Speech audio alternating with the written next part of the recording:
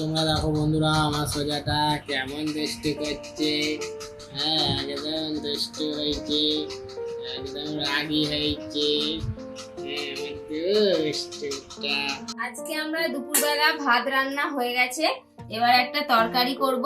তরকারির জন্য এখানে আমরা কাঁচকলা, আলু আর বেগুন কেটে নিয়েছি। কাঁচকলা, বেগুন, আলু দিয়ে একটা একদম সিম্পল ঝোল রেসিপি বানাবো। তো চলো তোমরা দেখতে থাকো ভিডিওটা। এদেরকে দেখো, এদের সকালবেলা খাওয়া দাওয়া হয়ে গেছে, যে এরকম ভাবে বসে বসে এখন গা হাত পা চাটে। আর আজকে তো সকাল থেকেই বৃষ্টি পড়ছে, একটু মানে খুব জোর পড়েনি, হালকা হালকা পড়ছে, এখন পড়েনি, একটু আগে পড়ছিল। আমাদের কড়া গরম হয়ে গেছে, দিয়ে দেবো সর্ষের তেল, একটু লবণ দিয়ে দেবো।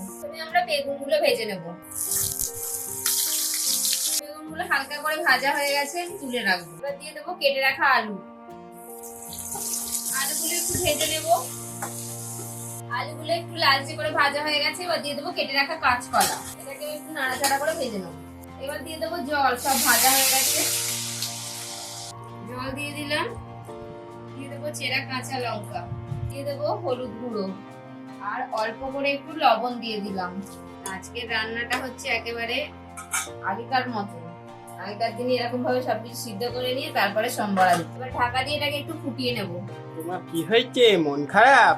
দেখো ওদের মন খারাপ কেন কি জানি। এবার ঢাকনাটা খুলে নিলাম, আর ভেজে রাখা বেগুনগুলো দিয়ে দেবো। সবজি কিন্তু সব সিদ্ধ হয়ে গেছে, এবার বেগুনগুলো দিয়ে একটুখানি ফুটিয়ে নেবো। দেখো আমাদের তরকারিটা কিন্তু সিদ্ধ হয়ে গেছে, বেগুন, আলু, তারপরে কাঁচকলা সবকিছু সিদ্ধ হয়ে গেছে। এবার এটাকে সম্বরা দিতে হবে, এটা নামিয়ে নেব। তাইতে আরো একটু সরষের তেল দিয়ে দিলাম, আর দিয়ে দেবো একটু কালো জিরে।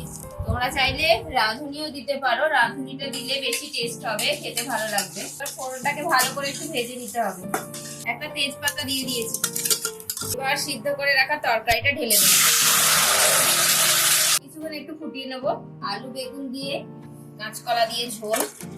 আমি খাওয়া শুরু করে দিয়েছি, তোমার দাদা ভাইকে অনেকক্ষণ ধরে ডাকছি, আসেনি। বন্ধুরা আজকে আমাদের এটা কি রান্না হয়েছে বলছে। এটা হচ্ছে তোমার ওই বেগুন দিয়েছে, আলু, তারপরে কাঁচকলা কোথায় গেল, এই যে কাঁচকলা, তো এই দিয়ে একটা তরকারি হয়েছে আমাদের। তো এটা ভালো করে মেখে নিই, তারপর বলছি কেমন টেস্ট হয়েছে। বলতে বলতে আমার সব খাওয়াই হয়ে গেছে, এটা সত্যি অসাধারণ হয়েছে। তোমরা তো দেখলে কীভাবে বানাবো। আর এটাকে কিন্তু রাঁধুনি ফোড়ন দিয়ে যদি করো তাহলে এটা আলাদা স্বাদ হয়।